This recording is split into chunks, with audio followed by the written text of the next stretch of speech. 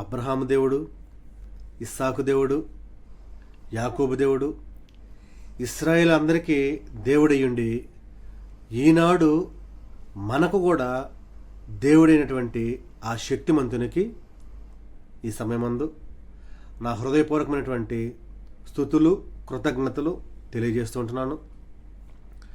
క్రీస్తు ప్రభునందు ప్రేమించబడిన సహోదరి సహోదరులైన మీకందరికీ నా హృదయపూర్వకమైనటువంటి వందనాలు తెలియజేస్తూ ఉంటున్నాను.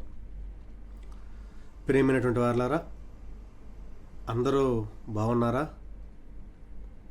దేవుని యొక్క కృపలో అందరూ బాగుండాలని మా అనుదిన ప్రార్థనలో మీరందరూ ఉంటున్నారు. మీరు, మీ యొక్క కుటుంబాలు, మీ యొక్క సంఘాల కోసం నా యొక్క అనుదిన ప్రార్థనలో ఎప్పుడు మిమ్మల్ని జ్ఞాపకం చేసుకుంటూ ఉంటున్నాను. ఈ రీతిగా జ్ఞాపకం చేసుకునే అవకాశాన్ని దేవుడి చెందుకు ఆయనకి స్తోత్రాలు.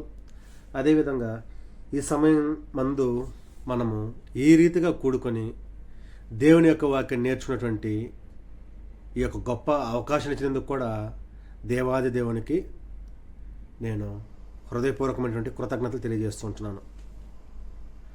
నా ప్రియమైనటువంటి సహోదరి సహోదరులారా, మనం గడిచిన వారం దేవుని యొక్క వాక్యాన్ని ఆలోచన చేసాం. ఏంటి అది మనం ఆలోచన చేసిన వాక్యము అంటే, మనస్సు కట్టుకున్నటువంటి స్త్రీ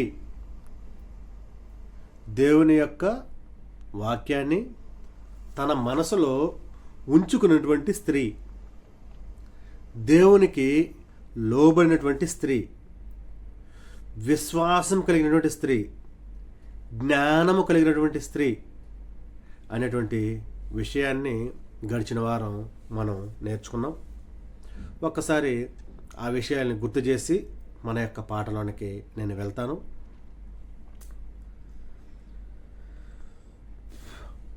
మన మనసుకు నచ్చినట్టుగా బ్రతికితే నరకానికి వెళ్తామని, మనసుని కట్టుకొని బ్రతికితే పరలోకానికి వెళ్తాము అనేటువంటి విషయంతో మొదలుపెట్టాను. దానికి ఎగ్జాంపుల్గా ధనవంతుని చూపించాను. నా ప్రాణమా తినుము తాగుము సుఖించుము అన్నాడు. అయితే అతని యొక్క మనసుకు నచ్చినట్టుగా అతను బ్రతికి, అతని మనసుకు నచ్చినట్టుగా అతను తిని, అతని మనసుకు నచ్చినట్టుగా అతను తాగి, అతని మనసుకు నచ్చినట్టుగా అతను బ్రతికితే సాతాను సంబంధి నరకానికి వెళ్తాడు అనే విషయాన్ని గుర్తు చేశాను. ఇది మనందరికీ తెలిసినటువంటి విషయం. లోకంలో మనం అనేక మందిని చూస్తుంటాం. హ్యాపీగా తింటారు, తాగుతారు, ఎంజాయ్ చేస్తారు. వారికి ఒక బాధ్యత ఉండదు, ఏ ఆలోచన ఉండదు. వారికి నచ్చినట్టుగా, వారు మనసు చెప్పినట్టుగా మాట్లాడేస్తూ ఉంటారు. నేను మనసు ఇంతేనో, నేను ఏ యొక్క విషయాన్ని మనసులో దాచుకుని నా స్వభావం ఇంతే అనేసి అని అంటారు.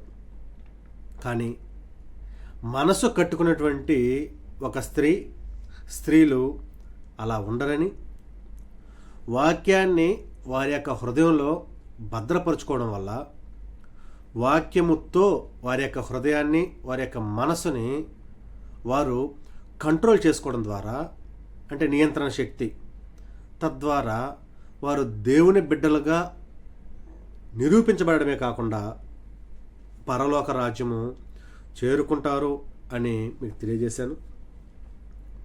అందులో భాగంగానే నేను మీకు కొన్ని పాయింట్లని తెలియజేశాను. ఒక 5 పాయింట్లను తెలియజేశాను. అవి ఏంటి అంటే, ఈనాడు మనుషులందరూ పాడైపోవడానికి మెయిన్ రీజన్ టెక్నాలజీ. ఆ టెక్నాలజీ బాగా పెరిగి ఈ దినము అభివృద్ధి చెంది మనిషిని శాసిస్తుంది. అది ఆ టెక్నాలజీలో భాగమే మొబైల్ అని. ఆ యొక్క మొబైల్ ద్వారా, మొబైల్కి అడిక్ట్ అవ్వడం వలన సోషల్ మీడియాలో ఎక్కువగా బ్రతికేస్తున్నారు.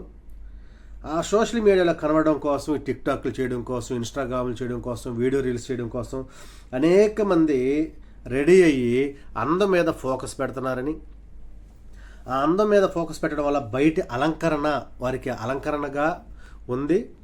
తద్వారా వారి యొక్క కుటుంబాలు పాడైపోతున్నాయి. భర్తతో గొడవ వస్తుంది, ఇంట్లో అసంతృప్తి ఉంది, ఎక్కువగా ఫొటోస్ రీల్స్ చూడడం వలన, వాటిని చేయడం వలన తద్వారా వారు విడాకులు తీసుకునే స్థితికి దిగజారిపోతున్నారని. రెండవదిగా ఇతరులతో పోల్చుకోవడం వలన వారికి ఎక్కువగా ఉంది, మనకు తక్కువగా ఉంది, వారికి బంగారు ఉంది, మనకు బంగారు లేదు, వారు వారి పిల్లలు వీకెండ్స్లో ఎంజాయ్ చేస్తున్నారు, పార్టీలకు వెళ్తున్నారు, పబ్బులకు వెళ్తున్నారు, సినిమాలు చూస్తున్నారు, షికారులు చేస్తున్నారు.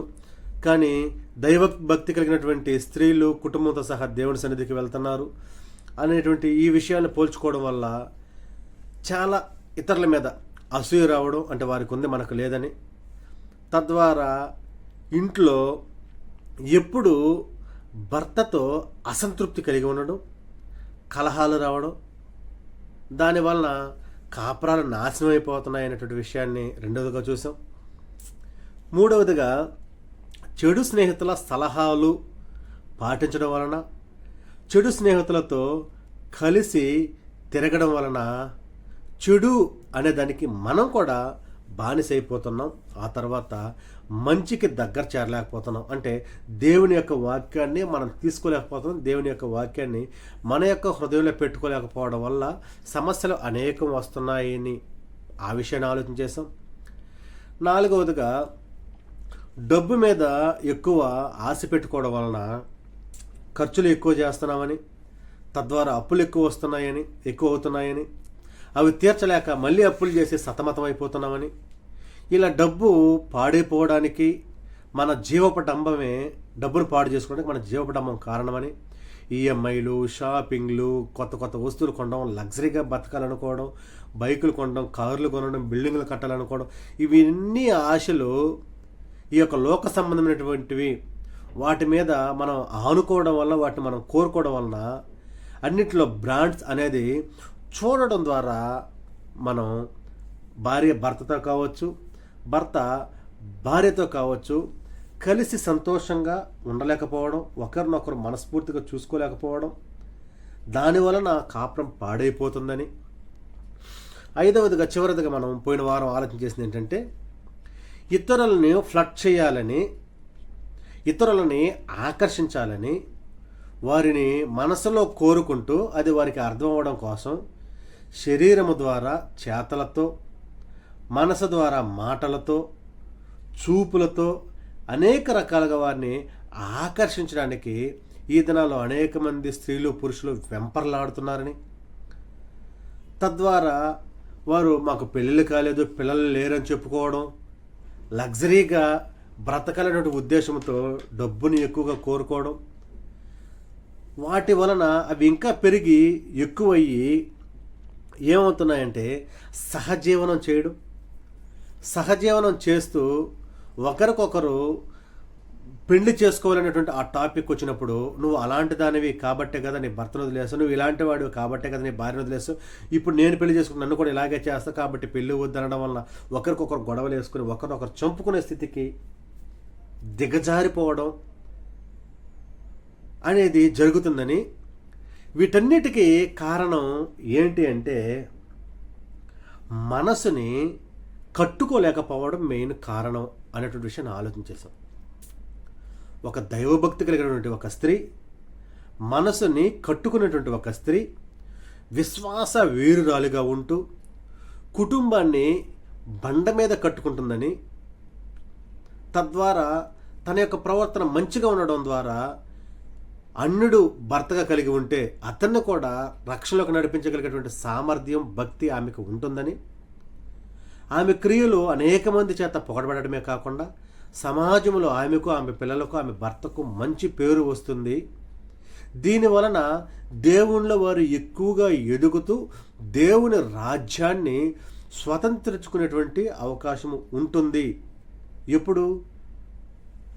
మనసుని వాక్యము ద్వారా కట్టుకుంటే అనేటువంటి ఈ విషయాలన్నింటినీ మనం ఆలోచన చేసాం. నా ప్రియమైనటువంటి సహోదరి సహోదరులారా, ఈ సమయమందు మరికొన్ని విషయాల్ని మనం పరిశుద్ధ గ్రంథం నుంచి ఆలోచించేద్దాం. అవి ఈ సమయం ముందు మనం తెలుసుకున్నటువంటి మొట్టమొదటి విషయం ఏంటంటే, అనేక మంది మనం పైన చెప్పబడినటువంటి అన్ని విషయాలు చేస్తూ భర్తల్ని నుంచి విడిపోవడం వల్ల, లేదా ఆర్థికపరమైనటువంటి స్థితిలో గొప్పవారిగా ఉండడం వలన అహంకారము అనేది ఎక్కువ మందికి పెరుగుతుంది.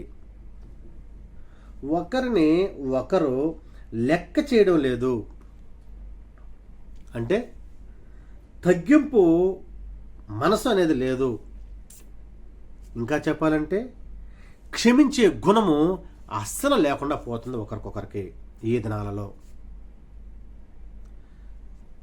అహంకారము, గర్వము అనేది ఒక మనిషికి ఉంది అంటే, ఒక స్త్రీకి ఉంది అంటే, ఒక పురుషుడికి ఉందంటే, దాని ద్వారా గర్వపు మాటలు వారి నోటి నుంచి వస్తున్నాయంటే మనం పరిశుద్ధ గ్రంథాన్ని బట్టి ఆలోచన చేయాల్సినటువంటి విషయము, నాశనానికి ముందు గర్వము నడుస్తుంది అనే విషయాన్ని ఆలోచన చేయాలి. ప్రియమైనటువంటి వారలారా, ఒక కుటుంబంలో ఆర్థికపరమైనటువంటి ఇబ్బందులు ఎక్కువగా ఉన్నాయనుకోండి, అసంతృప్తి అనేది వస్తుంది.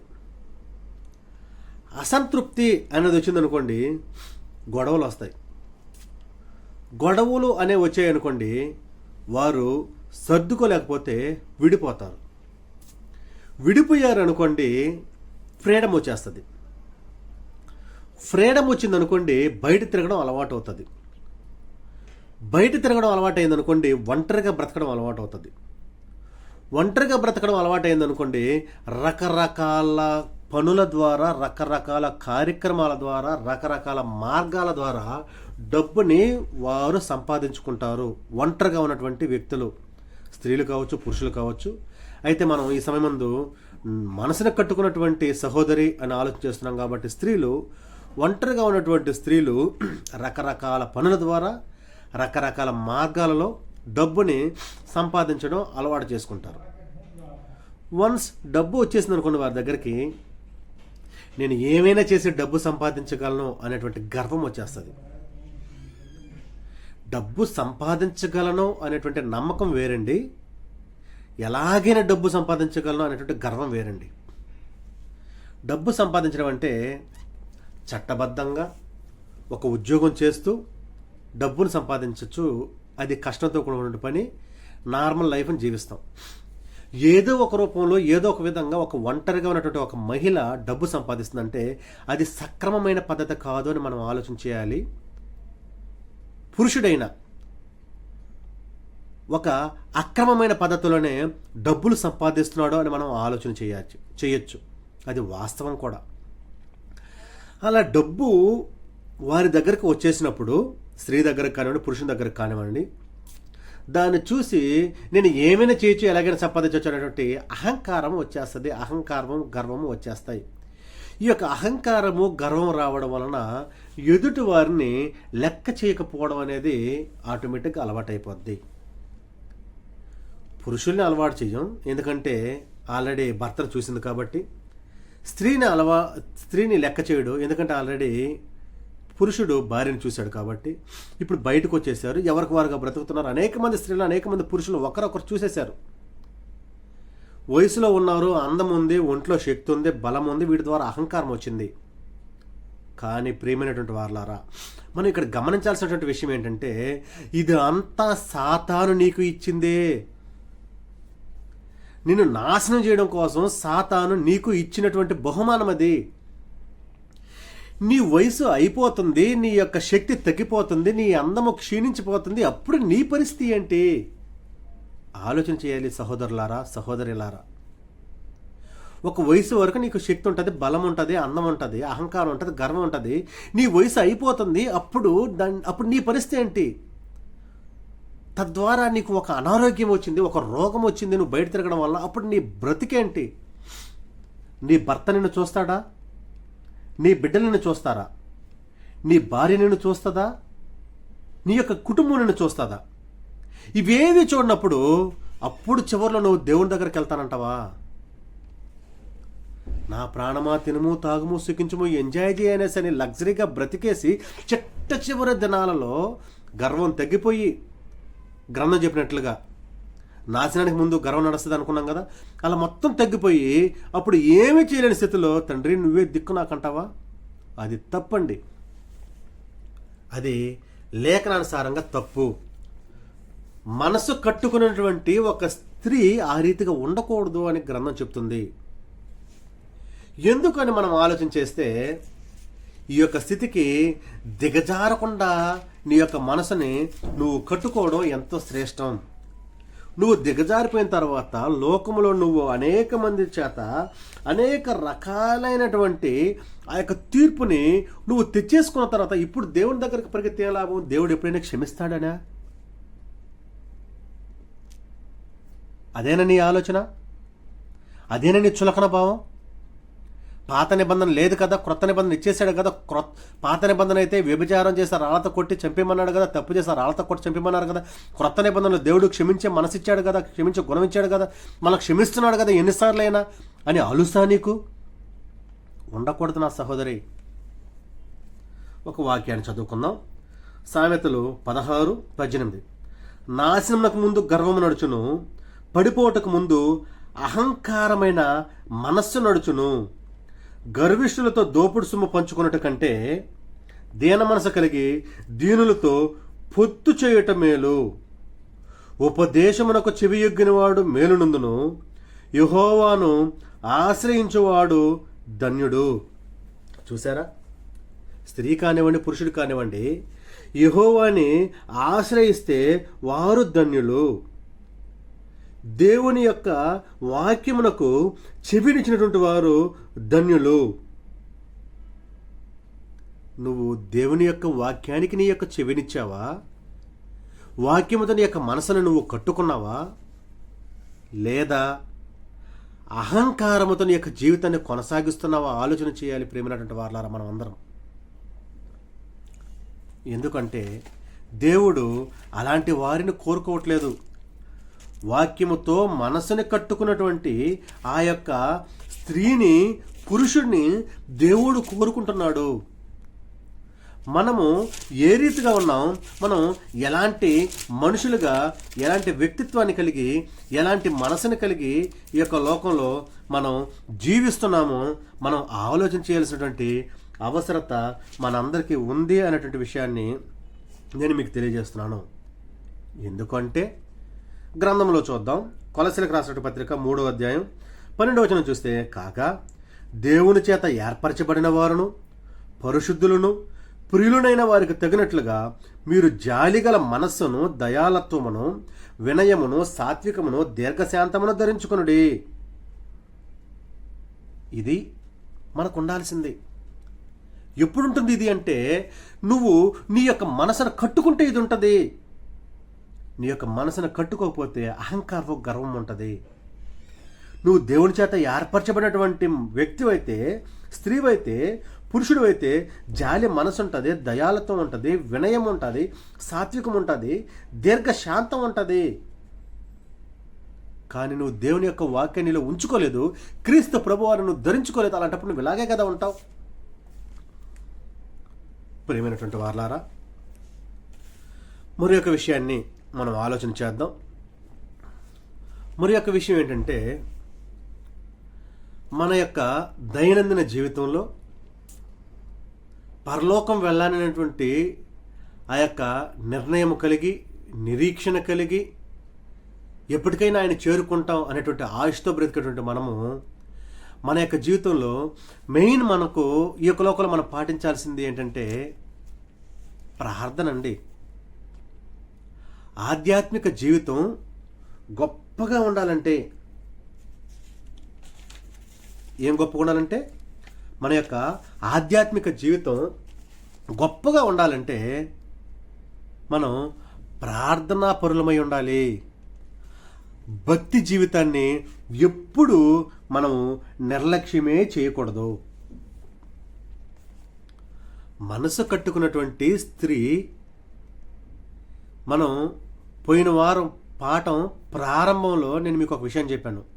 నిద్ర లేవగానే ఒకళ్ళు భార్యాభర్తలు చూసుకుని చేసేటువంటి కార్యక్రమం ఏంటంటే ప్రార్థన చేయడం. నిద్రలేసిన తర్వాత నువ్వు నిద్రలేసిన తర్వాత మోకరించి తెల్లవారుజామున ప్రార్థనతో నీ యొక్క జీవితాన్ని మొదలుపెట్టి రాత్రి మరలా మోకాటి ప్రార్థనతో నీ యొక్క జీవితాన్ని నువ్వు ముగిస్తున్నావంటే నువ్వు ధన్యురాలివి. నిద్రలేసినప్పుడు ప్రార్థన చేస్తావు, పిల్లల్ని స్కూల్కి పంపించినప్పుడు ప్రార్థన చేస్తావు, నీ యొక్క పని ప్రారంభించినప్పుడు ప్రార్థన చేస్తావు, భోజనం చేసుకున్నప్పుడు ప్రార్థన చేస్తావు. అన్ని పనులు అయిపోయి రిలాక్స్ అయిన తర్వాత ఖాళీగా ఉంది, ఈ సమయంలో ఎవరు డిస్టర్బ్ చేయలేని అనుకుంటే నువ్వు ఫోన్ ఎత్తుకోకుండా నువ్వు ప్రార్థన చేస్తావు. అది నీ ఆధ్యాత్మిక జీవితం గొప్పగా ఎదగడానికి కారణం. నువ్వు వాక్యము చేత నీ యొక్క మనసుని కట్టుకున్నావు అని నిరూపించడానికి ఇది సాక్ష్యం. నిన్ను కంట్రోల్ చేసుకున్నావు అనడానికి.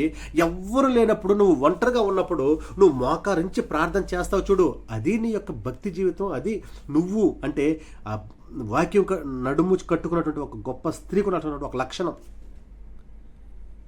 లోకాశలకు లోని కాకుండా, సంఘానికి దూరం కాకుండా, కుటుంబాన్ని బలపరచబడడానికి, సమాజంలో అనేక మంది ఎదుట నీ యొక్క కుటుంబాన్ని గొప్పదిగా చేసుకోవడానికి నువ్వు ఎంచుకున్నటువంటి మార్గమే ప్రార్థన.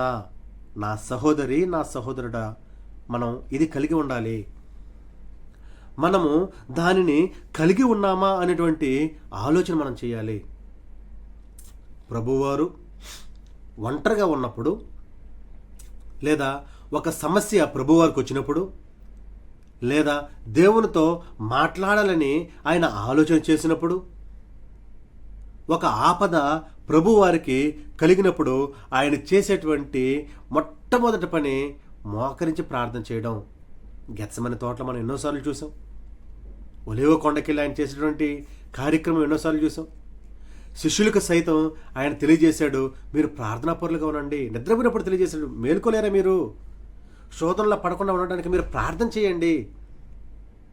తెలియచేసేది ప్రేమైనటువంటి నా సహోదరి, నా సహోదరుడా, మనము ఆ రీతిగా ప్రార్థనా పరులుగా మనం ఉండాలి. అప్పుడే మన యొక్క ఆధ్యాత్మిక జీవితం బలపరచబడుతుంది. ఒక స్త్రీ మనసుని కట్టుకున్నటువంటి ఒక స్త్రీ ఈ కార్యక్రమాలు చేయడమే కాకుండా టీవీలలో కూడా దేవుని యొక్క వాక్యాన్ని వింటుంది, యూట్యూబ్లో కూడా దేవుని యొక్క వాక్యాన్ని వింటుంది, టిక్టాక్, ఇన్స్టాగ్రామ్లో కూడా దేవుని యొక్క వాక్యాన్నే వింటుంది. ఎందుకంటే ఆమె మనసుని కంట్రోల్ చేసుకున్నటువంటి సహోదరి, నా ప్రియమైన సహోదరి, దేవునికి ఇష్టమైనటువంటి బిడ్డ. తను రీల్స్కి సమయాన్ని ఇవ్వదు, వీడియోస్కి సమయాన్ని ఇవ్వదు, అట్రాక్ట్ అవ్వడానికి సమయాన్ని ఇవ్వదు, ఇతరులు అట్రాక్ట్ చేయడానికి సమయాన్ని ఇవ్వదు, ఫ్లడ్ చేయడానికి సమయాన్ని ఇవ్వదు. ఆర్థికపరమైనటువంటి ఆలోచనలు తనకి ఉండవు, ఎందుకంటే తన భర్త ఉన్నాడు, అన్ని చూసుకుంటాడు. కానీ లోకంలో బ్రతికేటువంటి ఒక స్త్రీ వీటన్నిటికీ సమయాన్ని ఇస్తుంది నాశనం అయిపోవడానికి. దైవభక్తి కలిగినటువంటి ఒక స్త్రీ ప్రార్థనకి తన యొక్క సమయాన్ని కేటాయిస్తుంది.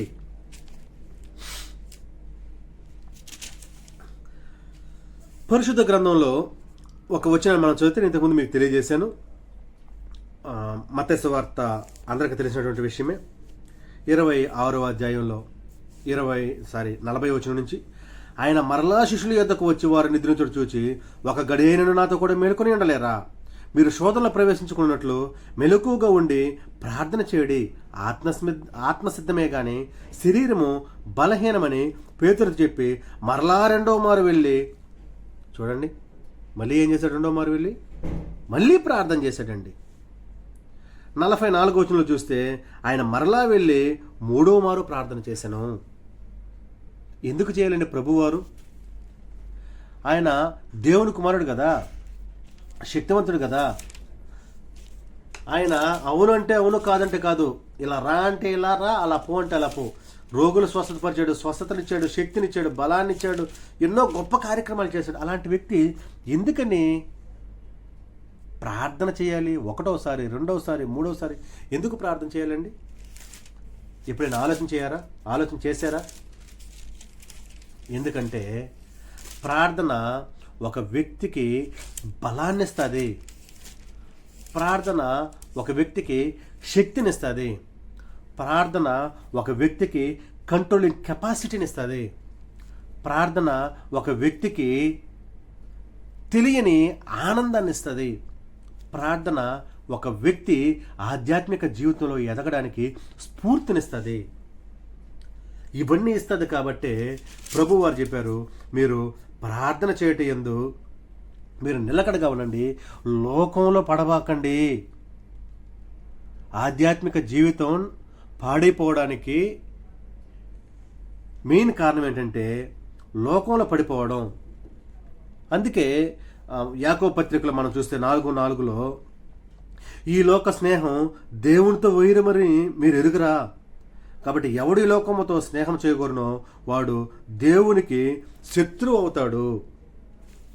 ప్రియమైనటువంటి సహోదరి సహోదరులారా, అక్కడ ఒక మాటని దేవుడు ఉపయోగిస్తాడు లోకంతో స్నేహం చేసేటువంటి వారిని. చూడండి, వ్యభిచారిణులారా, ఈ లోక స్నేహము దేవునితో వైరమని మీరు ఎరుగరా. అవసరమండి మనకు అలాంటి పేరు, అలాంటి మాట అవసరమా మనకు? వాక్యముతో మన యొక్క మనసును కట్టుకుంటే ఆ మాట దేవుడు వాడడండి మన ఎడల. లోకంతో స్నేహం చేసే వారి గురించి ఆ మాట మాట్లాడతాడు, ఆ మాట అంటాడు. మనం మనసుని సిద్ధపాటు చేసుకుని ఉంటే, దైవభక్తి కలిగినటువంటి బిడ్డలుగా మనం బ్రతికితే అలాంటి మాట అనడు. నా నమ్మకమైన మంచి దాసుడా, బలా నమ్మకమైన మంచి దాసుడు అంటాడు. ప్రేమైనటువంటి వారలారా, మరొక విషయాన్ని మనం ఆలోచన చేద్దాం. ఈ దినాల్లో చాలా సింపుల్గా ఎక్కువ మంది అట్రాక్ట్ అయ్యే మరొక విషయం ఉందండి. ఏంటంటే గాసిప్ మాటలు. గాసిప్స్ అంటే అనవసరమైన మాటలు అనొచ్చు, లేనిపోని మాటలు అనొచ్చు, లేని దాన్ని ఉన్నట్టుగా చూపించే మాటలు అనొచ్చు, ఉన్న దానిని లేనట్టుగా చూపించేటువంటి మాటలు అని అనొచ్చు. అది గాసిప్స్ అంటారు. అది వాస్తవం కాదు, కానీ నిన్ను పాడు చేస్తుందనేది వాస్తవం. అది నిజం కాదు, కానీ అది నిన్ను నాశనం చేస్తుంది అన్నది నిజము. అది వాస్తవం కాదు, కానీ నీ యొక్క భక్తి జీవితాన్ని నాశనంలోకి తీసుకెళ్తుంది అనేటువంటిది వాస్తవము. అవే గాసిప్ మాటలు, అనవసరమైనటువంటి మాటలు, ముసలమ్మ ముచ్చట్లు. నీకు ఖాళీ దొరికిందా? నువ్వు దేవుడితో సంభాషించు. నీ భర్త లేడా? నువ్వు బైబిల్ చదువు. నీ భార్య అమ్మగారింటికో అత్తగారింటికో వెళ్ళిందా? నువ్వు పనికిమాల పనులు చేయవాక దేవుడితో నీ యొక్క సమయాన్ని గడుపు. ఇంట్లో కూర్చొని ఫ్రెండ్స్తో గాసిప్ మాటలు మాట్లాడతా, ఇంట్లో కూర్చొని ఫ్రెండ్స్తో లేనిపోని మాటలు మాట్లాడతా, లేదా ఫోన్ ఎత్తుకొని ఫోన్లో సొల్లు కబుర్లు చెప్పుకుంటా. గ్రంథం ఏం చెప్తుందండి? ఏ రోజున ఆలోచించారా? ఫోన్లో గంటలు మాట్లాడుతుంటారు కదా, అమ్మగారితో, అత్తగారితో, బంధువులతో, స్నేహితులతో, ఫ్రెండ్స్తో, బెస్ట్ ఫ్రెండ్స్ అని. కానీ గ్రంథం ఏం చెప్తుంది? విస్తారమైన మాటలలో దోషముండక మానదు. ఖచ్చితమండి, గ్రంథం చెప్పిందంటే వాస్తవమే, అది మనకు అనుభవమే. మన ఎవరితో అయినా సరే, ఏ సందర్భంలో అయినా సరే, ఒక లిమిట్లో మాట్లాడి ఆ టాపిక్ని కంప్లీట్ చేస్తే చాలా గొప్పగా ఉంటుందండి. ఇప్పుడు మనం నేర్చుకున్నటువంటి పరిశుద్ధ గ్రంథం విషయమైనా చూడండి, తప్పు కనుక్కోబాకండి. మనము ఇప్పుడు ఆరాధనలో ఉన్నాం, ఒక 3/4 గంట దేవుని యొక్క వాక్యం చెప్తే వినసొంపుగా ఉంటుంది. ఆరాధన సమయము 2 గంటలు, 2:30 గంటలు, 3 గంటల అప్పుడు ముగించడానికి అవకాశం ఉంటుంది. అదే 2 గంటలు, 3 గంటలు దేవుని యొక్క వాక్యమే చెప్తే చాలామంది నిరుత్సాహపడతారు, చాలామంది రకరకాలుగా ఆలోచన చేస్తారండి. ఎందుకంటే ఏది ఎంతవరకు, నువ్వు దేనికి ఎంతవరకు సమయం కేటాయించాలో నీకు తెలియాలి, నాకు తెలియాలి. అదేవిధంగా నువ్వు నీ యొక్క ఫోన్లో మాట్లాడడానికి లేదా ఇతరులతో సంభాషించడానికి ఒక సమయం ఉంటుంది అంతే. ఆ సమయం లిమిట్ దాటకూడదు. అది లిమిట్ దాటేసింది అనుకోండి, లేనిపోని విషయాలన్నీ వస్తాయి. పక్కింటి వాళ్ళ విషయాలు వస్తాయి, ఎదురింటి వాళ్ళ విషయాలు వస్తాయి, ఆఫీస్లో వాళ్ళ విషయాలు వస్తాయి, బయట వాళ్ళ విషయాలు వస్తాయి, చెడు విషయాలు వస్తాయి. వీటన్నిటి ద్వారా సమయం వృధా అయిపోతుంది. తద్వారా దోషము అనేది నీ యొక్క మాటల్లో ఉంటుంది. లేనిపోని విషయాల్ని కల్పించుకొని చెప్పుకోవడం వల్ల అవి ముసలమ్మ ముచ్చట్లు అవుతాయి. అవి మనకు తగవు అంటుంది గ్రంథం. అనవసరమైన మాటలు మనకు వద్దు అంటుంది గ్రంథం. నీ యొక్క సమయం నువ్వు దేవునితో గడుపు అంటుంది గ్రంథం. కానీ మనం ఏం చేస్తున్నాం? నడుముని కట్టుకున్నటువంటి వారు వాక్యము చేత తన యొక్క మనసుని తన యొక్క స్వాధీనంలో ఉంచుకున్నటువంటి వారు వ్యర్థముగా అనవసరపు మాటలకి, గాసిప్స్కి సమయాన్ని కేటాయించేస్తున్నారు. ఇవి అనేక మంది కొట్టి పారేస్తారు సమయాన్ని. అసలు గాసిప్స్ని పట్టించుకోరండి అనేక మంది. మనం మామూలుగా న్యూస్ చూసినప్పుడు, నేను ఈ సందర్భం మీకు చెప్పకూడదు కానీ, సినిమా వాళ్ళ మీద ఎక్కువ గాసిప్స్ వస్తుంటాయి. వాళ్ళు ఏమంటారు? నేను పట్టించుకున్నాను అంటారు. నేను పట్టించుకోనండి అసలు అలాంటి గాసిప్స్ని అంటారు. న్యూస్లో మనం చూస్తే వారు పట్టించుకోరు, కానీ మనం పట్టించుకుంటున్నాం. మనము వాటిని పట్టించుకొని ముసలమ్మ ముచ్చట్లాగా క్రియేట్ చేసుకుంటున్నాం. అనవసరమైనటువంటి వాదనలకి తావిస్తున్నాం. చర్చలు ఎక్కువగా వాటి వల్ల వస్తున్నాయి. తద్వారా సమయం వృధా అవుతుంది. తద్వారా ఇంట్లో విషయాలన్నీ బయట వాళ్ళకి చెప్పాల్సినటువంటి అవసరత అక్కడ మనకు వచ్చేస్తుంది. తద్వారా ఏమవుతుందంటే ఇంట్లో శాంతిని కోల్పోతున్నాం, మనశ్శాంతిని కోల్పోతున్నాం.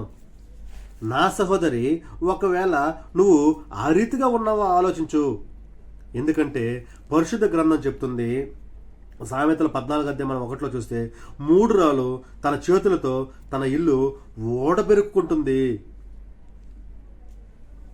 ఆలోచించారండి ఎప్పుడైనా? ఎప్పుడైనా ఈ మాటను ఆలోచించారా మీరు?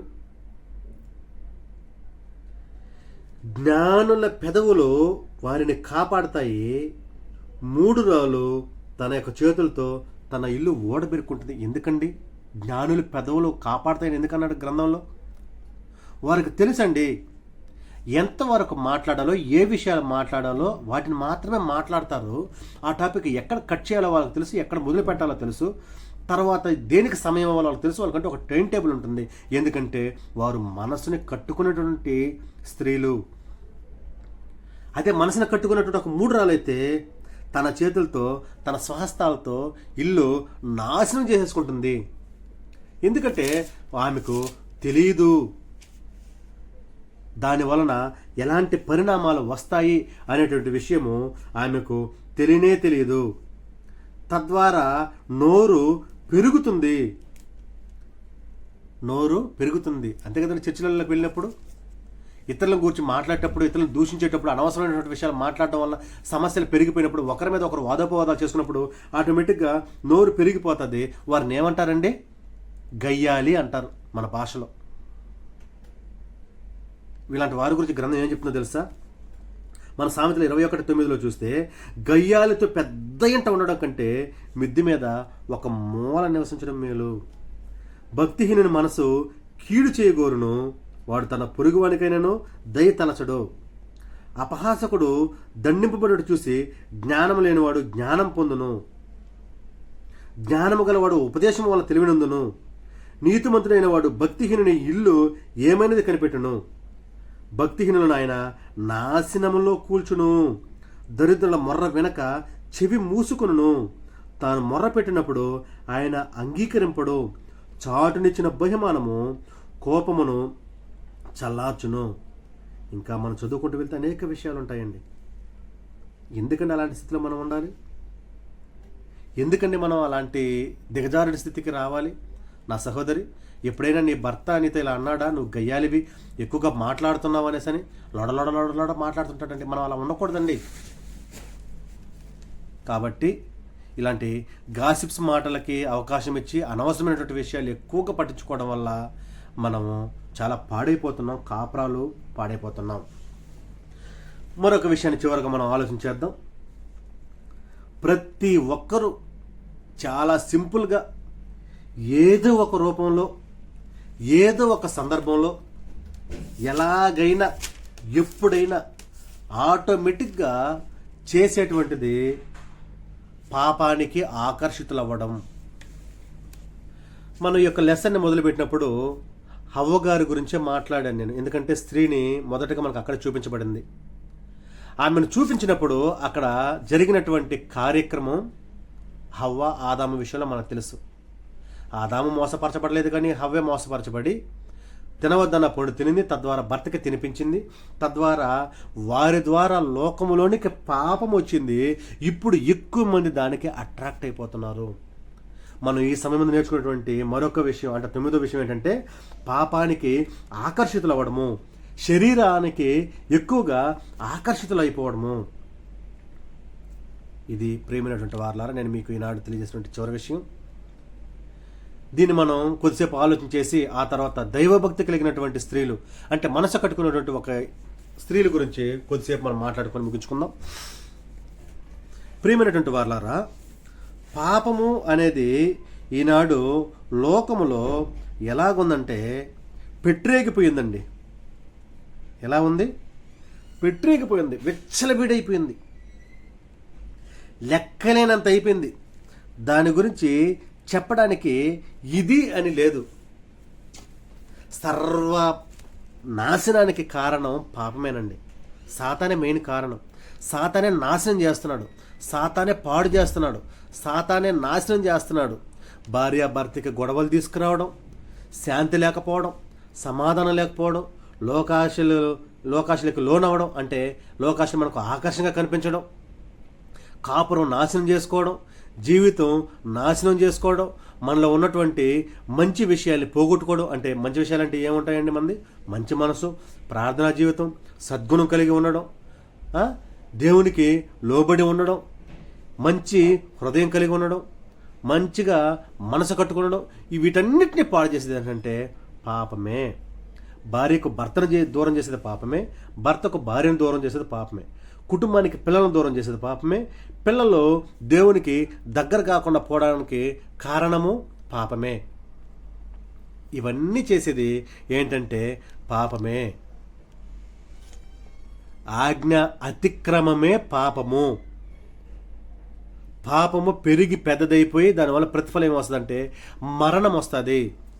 నా ప్రియమైనటువంటి సహోదరి, నువ్వు ఈనాడు ఈ యొక్క లోకంలో ఉన్నటువంటి ఆశలకి ఆకర్షితురాలవ్వడం వలన నీ యొక్క కాపురాన్ని నాశనం చేసుకుంటున్నావా? నువ్వు జ్ఞానము కలిగినటువంటి స్త్రీగా ఉంటున్నావా? సద్భక్తితో బ్రతకడానికి ఉద్దేశించినటువంటి స్త్రీగా నువ్వు ఉంటున్నావా? లేదా నీ యొక్క ఆలోచనను బట్టి, నీ యొక్క మనసును బట్టి, నీ యొక్క క్రియలను బట్టి నువ్వు పాపానికి దాసురాలుగా ఉంటున్నావా? ఆలోచన చేయాలని ప్రేమతో మీకందరికీ తెలియజేస్తున్నాను నా సహోదరి సహోదరులారా. మనము పాపానికి ఆకర్షితులు అవ్వకూడదండి. దేవునికి ఆకర్షితులు అవ్వాలి, దేవుని యొక్క వాక్యానికి ఆకర్షితులు అవ్వాలి. అలా ఆకర్షితులం అయితేనే మన ఆధ్యాత్మిక జీవితంలో గొప్పగా స్థిరపడతాం, భవిష్యత్తు బాగుంటుంది, కుటుంబంలో శాంతి ఉంటుంది, పిల్లల తల్లిదండ్రులకు లోబడేటువంటి వారుగా ఉంటారు. ఆ యొక్క కాపురం చాలా ఆనందంతో ఉంటుంది. ఎందుకంటే ఆ యొక్క స్త్రీకి అహంకారం ఉండదు, గర్వం ఉండదు, కోపం ఉండదు, విసుగుండదు, విరక్తి ఉండదు, ఏమీ ఉండదు. ఆమె తన యొక్క అందం మీద కాన్సన్ట్రేషన్, అంటే బహిర్గతమైనటువంటి అందం మీద ఆమె కాన్సన్ట్రేషన్ చేయదు, అంతర్గతమైనటువంటి అందం మీద ఆమె తన యొక్క కాన్సన్ట్రేషన్ అనే దాన్ని పెడతాది. అలాంటి స్త్రీ గురించి ఈ సమయం ముందు మనం తెలుసుకుందాం. ఇప్పటి వరకు పోయిన వారంలో 5 విషయాలు తెలియజేశాను. ఈ సమయం ముందు 4 విషయాలు తెలియజేశాను. ఇంకా అనేకం ఉన్నాయి, కానీ వాటి గురించి తెలుసుకోవడమే మన యొక్క ఉద్దేశం కాదు. నడుముని కట్టుకున్నటువంటి స్త్రీ, మనసుని కట్టుకున్నటువంటి స్త్రీ, దైవభక్తురాలైనటువంటి స్త్రీ, కుటుంబానికి లోబడినటువంటి స్త్రీ, విశ్వాస జీవితాన్ని కొనసాగించుకున్నటువంటి స్త్రీ, అనేక మందికి ఆదర్శవంతమైనటువంటి స్త్రీ ఎలాంటిదో కూడా మనం తెలుసుకోవాలి కదండి. మనందరికీ తెలిసినటువంటి విషయమే. సామెతలు 31, 10వ వచనం నుంచి నేను చదువుతాను చూడండి. ఇది మనందరికి తెలిసిందేనండి. గుణవతి అయిన భార్య దొరుకుట అరుదు, అట్టిది ముత్యము కంటే అమూల్యమైనది. ఆమె పెనిమిట ఆమె యందు నమ్మకముంచును, అతని లాభప్రాప్తికి వెలితి కలగదు. ఆమె తాను బ్రతుకు దినములన్నయో అతనికి మేలు చేయును, కానీ కీడేమి చేయదు. ఆమె గొర్రుబొచ్చును, అవిసనారను వెదకును, తన చేతులార వాటిని పనిచేయును.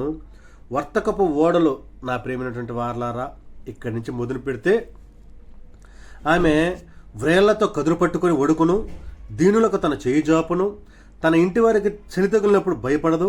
ఆమె ఇంటి వారు అందరికీ రక్తవర్ణ వస్త్రములు ధరించిన వారు. ఆమె పరుపులను సిద్ధపరచుకును, ఆమె బట్టలు సన్నని నారబట్టలు, రక్తవర్ణపు వస్త్రములు. ఆమె పెనిమిటి దేశ పెద్దల దగ్గర కూర్చుండును, గవినుల యొద్ద పేరు కలిగిన వారయ్యుండును. ఆమె నారబట్టలు చేయించి అమ్మును, నడికట్లను వర్తకులకు అమ్మును. జ్ఞానము కలిగి తన నోరు తెరచును, కృపగల ఉపదేశం ఆమె బోధించును.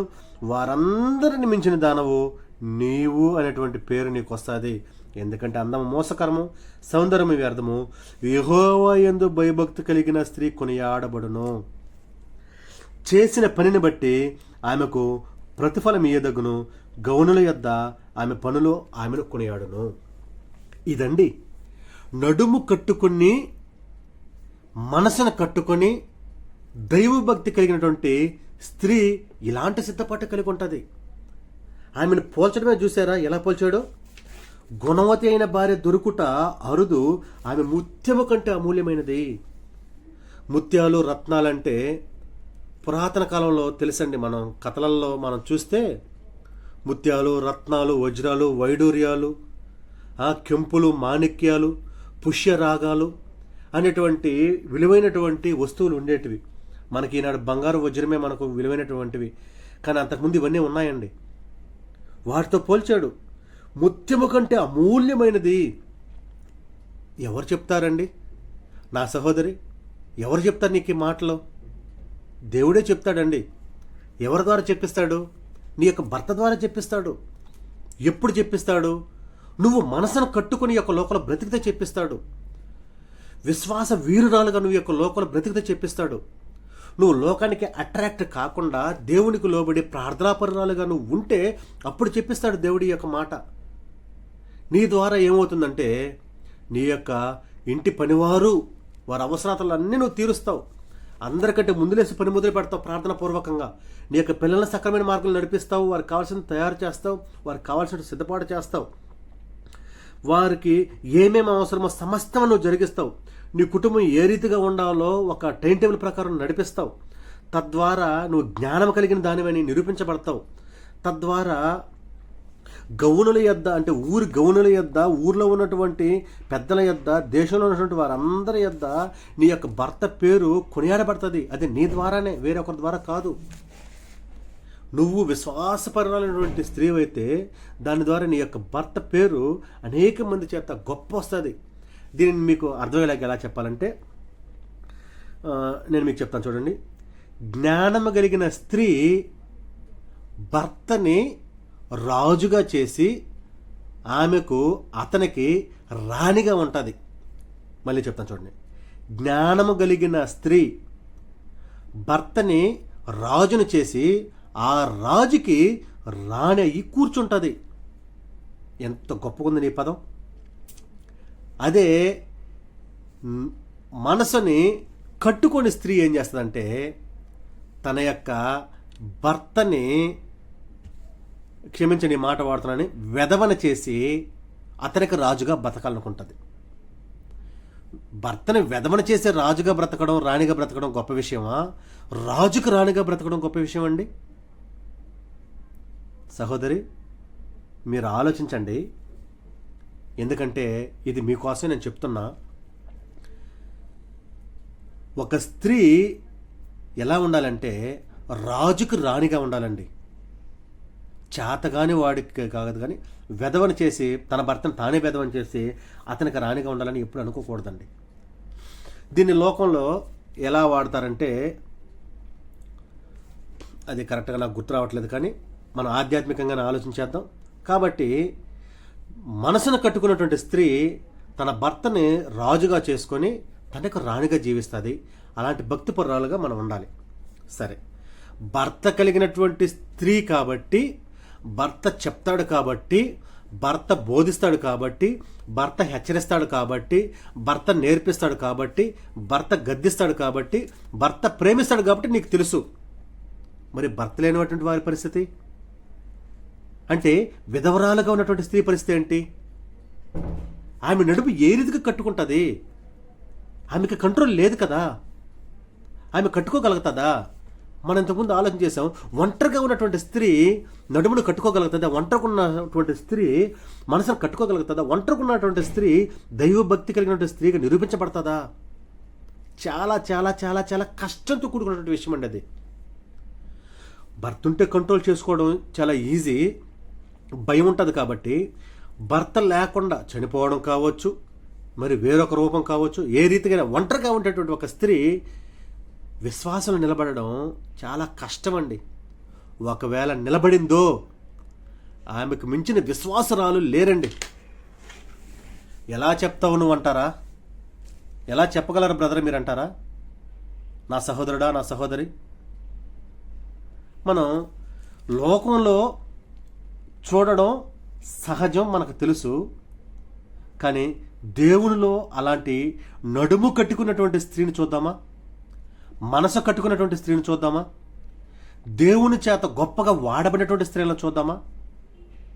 మనకి ఇంకా 15 నిమిషాల సమయం ఉంది కాబట్టి ఒక 2-3 స్త్రీల గురించి నేను చెప్పి నేను ముగిస్తాను మీకు. ప్రియమైనటువంటి వారలారా, నేను పరిశుద్ధ గ్రంథం నుంచి పాత నిబంధనలో ఒక స్త్రీని చూపిస్తాను మీకు, చెప్తాను. రూతు గ్రంథంలోనికి వెళ్దామండి. రూతు గ్రంథంలో రూతు గారిని ఆలోచించేద్దాం. చదవబడలేదు, రూతు గ్రంథం మొత్తం మనకు కథ తెలుసు. నేను మీకు జ్ఞాపకం చేస్తున్నాను. ఆమె మనసు కట్టుకున్నటువంటి స్త్రీ అని, తద్వారా ఆమె యొక్క వంశం ఏ రీతిగా అభివృద్ధి చెందిందో, ఆ యొక్క వంశంలో నుంచి ప్రభువారు ఎలా వచ్చారో అంతటి గొప్పగా రూతు గారు మనకు తెలుసు కదండి.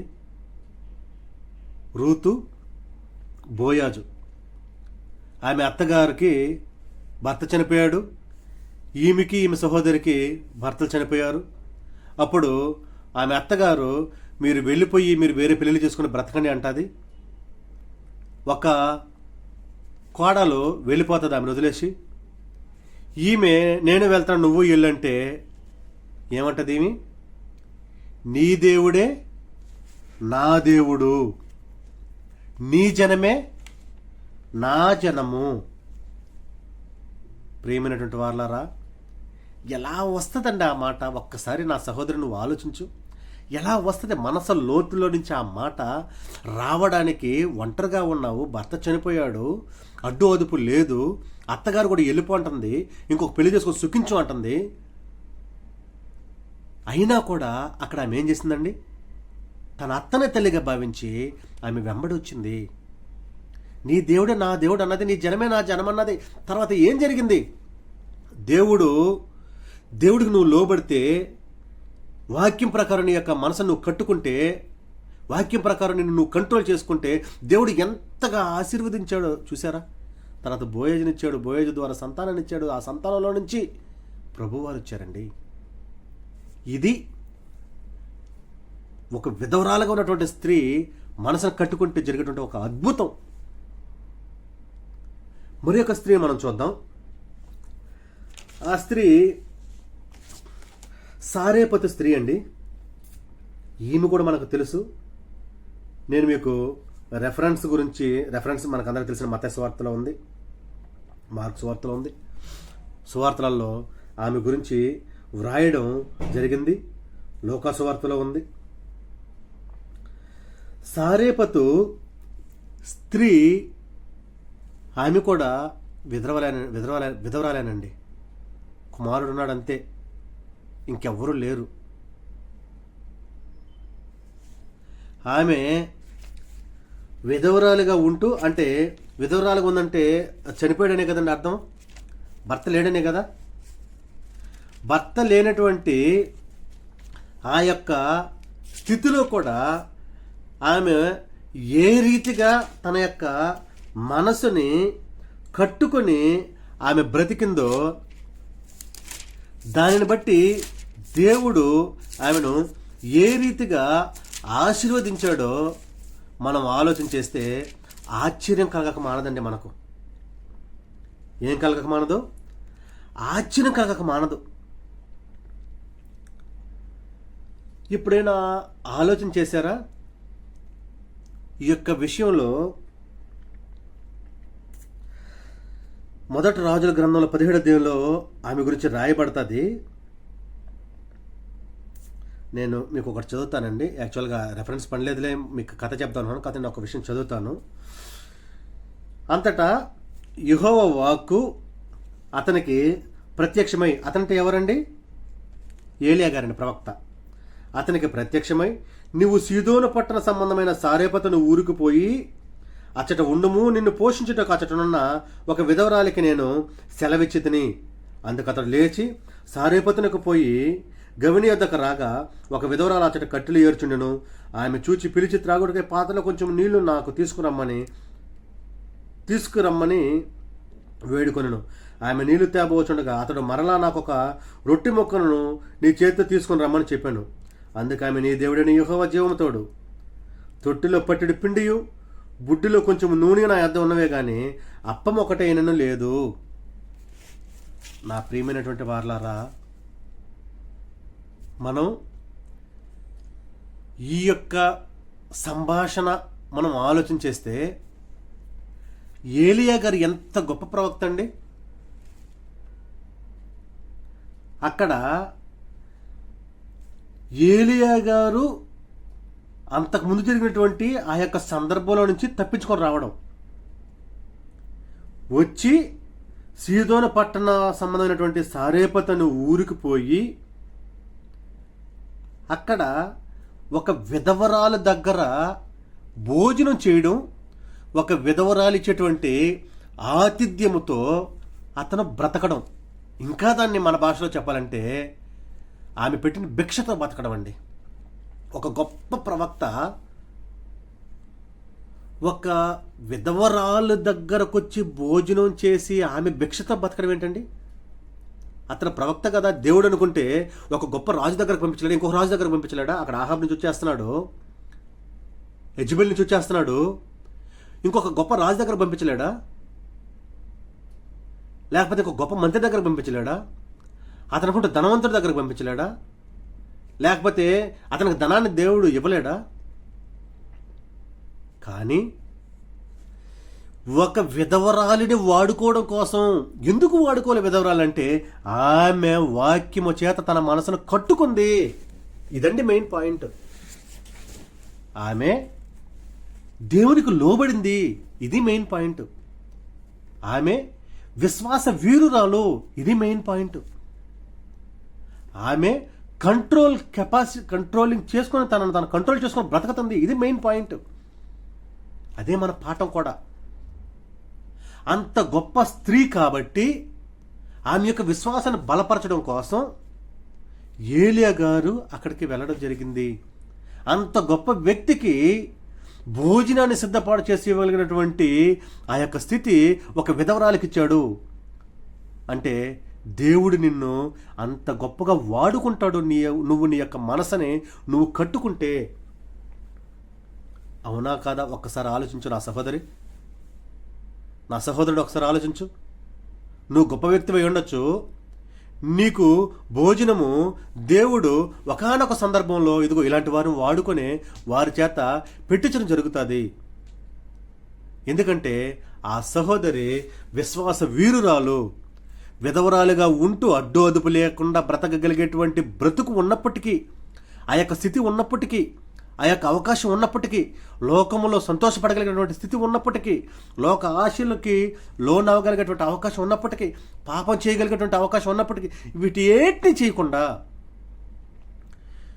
మనసు కట్టుకొని బ్రతుకుతుంది. కాబట్టి ఆమె ద్వారా అంత గొప్ప కార్యక్రమం చేయిస్తున్నానని చెప్పడానికి ఆ గొప్ప కార్యక్రమం జరిగించడం జరిగింది. నా ప్రియమైనటువంటి సహోదరి, నీవు కూడా నీ యొక్క మనసును కట్టుకొని కంట్రోల్ చేసుకొని బ్రతికితే భవిష్యత్తులో గొప్ప కార్యక్రమాలు చూస్తావు. అనేక మందికి నువ్వు ఆతిథ్యం ఇచ్చేటువంటి స్త్రీగా చూస్తావు. అనేక మందిని రక్షణలోకి నడిపించేటువంటి స్త్రీగా చూస్తావు. నీ వల్ల నీ భర్త పేరు దేశాలు కొనియాడబడుతుంది. అవునా కాదండి? ఒకసారి ఆలోచన చేయండి. మరొక గొప్ప వ్యక్తిని మనం చూద్దామండి. గొప్ప వ్యక్తి అనేది కాదు, ఆమె మనందరికీ తెలిసిన ఈమె కూడా. ఎవరంటే యేసు ప్రభు వారికి జన్మనిచ్చినటువంటి స్త్రీ, మాతృమూర్తురాలండి. ఈమె విధవరాలు కాదండి. ప్రభు వారికి జన్మనిచ్చే వరకు కన్యగా చెప్పడం జరిగింది. కన్య అంటే పురుషుని ఎరగని స్త్రీ. పురుషుని ఎరగని స్త్రీ. ఒక యవ్వనస్తురాలు ఈ రోజుల్లో పురుషుని ఎరగకుండా ఉందా? ఆలోచన చేయాలండి. ఈ రోజుల్లో ఒక యవ్వనస్తురాలు, ఈ యొక్క అట్రాక్టివ్ జనరేషన్లో ఉన్నటువంటి యవ్వనస్తురాలు, ఈజీగా నాశనం అయిపోవడానికి అవకాశం ఉన్నటువంటి యవ్వనస్తురాలు, సోషల్ మీడియాలో విచ్చలవిడిగా రీల్స్ చేసుకుంటూ బ్రతకగలిగేటువంటి ఒక యవ్వనస్తురాలు, ఇతరులు ఫ్లర్ట్ చేయడానికి అవకాశం ఉండి కూడా మనసును కట్టుకున్నటువంటి ఒక యవ్వనస్తురాలు ఈ రోజుల్లో ఉంటారండి? లోకంలో ఉండొచ్చండి, లేకుండా ఉండరు. కానీ నాకు తెలిసినంత వరకు నా పరిధిలో లేరండి. ఎలా చెప్తావు నువ్వు అంటారా? చూస్తున్నామండి. అంటే సంఘంలో లేరంటారా? నేను దేవునికి లోబడినటువంటి వారి గురించి మాట్లాడలేదండి, లోకంలో ఉన్న వారి గురించి మాట్లాడుతున్నా. చూస్తున్నాం కాబట్టి. భక్తిపరులు ఉంటారండి యవనస్త్రాల్లో కూడా, ఉండకుండా ఉండరు. కానీ అంత అవకాశం ఉన్నప్పటికి కూడా ఆమె తన యొక్క జీవితంలో అప్పటి వరకు పరపురుషుని చేతి స్పర్శ కూడా ఆమెకు తెలియదండి. పరపురుషుని స్పర్శ కూడా మరియమ్మ గారికి తెలియదు. తెలియకుండా తన యొక్క మనసును కట్టుకొని, తన యొక్క మనసుని తన యొక్క కంట్రోల్లో ఉంచుకొని ఆమె బ్రతికింది. కాబట్టే ప్రభువారు ఆమె గర్భంలో జన్మించేటువంటి అవకాశాన్ని దేవుడిచ్చాడేమో. అందరికీ ఇవ్వకూడదండి అవకాశం. ఎందుకు ఇచ్చాడు? దేవునికి లోబడిందండి, విశ్వాస వీరురాలండి, భక్తి పరురాలండి, మనసును కట్టుకునిందండి. కాబట్టి దేవుడు అంత గొప్ప కార్యక్రమం ద్వారా చేయించాడు. నా ప్రియమైనటువంటి సహోదరి, నువ్వు కూడా అంత భక్తిపరురాలు అయితే, నీ యొక్క మనసును నువ్వు కట్టుకొని ఉంటే, వాక్యము చేత నిన్ను నువ్వు ముద్రించుకొని ఉంటే, నిన్ను నువ్వు కంట్రోల్ చేసుకొని బ్రతుకుతూ ఉంటే, విశ్వాస వీరురాలుగా నువ్వు ఉంటే, ఖచ్చితంగా దేవుడు అలాంటి గొప్ప కార్యక్రమం నీ ద్వారా చేస్తాడు. గొప్ప జనాంగాన్ని నీ ద్వారా తీసుకొస్తాడు ఈ యొక్క లోకంలోకి. నీ యొక్క కీర్తి దేశాలు వ్యాపించబడుతుంది. అన్నింటికంటే ముఖ్యంగా నువ్వు, నీ కుటుంబము పరలోక రాజ్యాన్ని చేరుకునేటువంటి అవకాశం ఉంది. నా ప్రియమైనటువంటి సహోదర సహోదరులారా, మన యొక్క లెసన్ ముగింపుకు వచ్చేసిన సమయం కూడా అయిపోయింది. నేను ఈ 2 నిమిషాలు మీకు అన్నిటిని ఒకసారి గుర్తు చేసి ముగిస్తాను.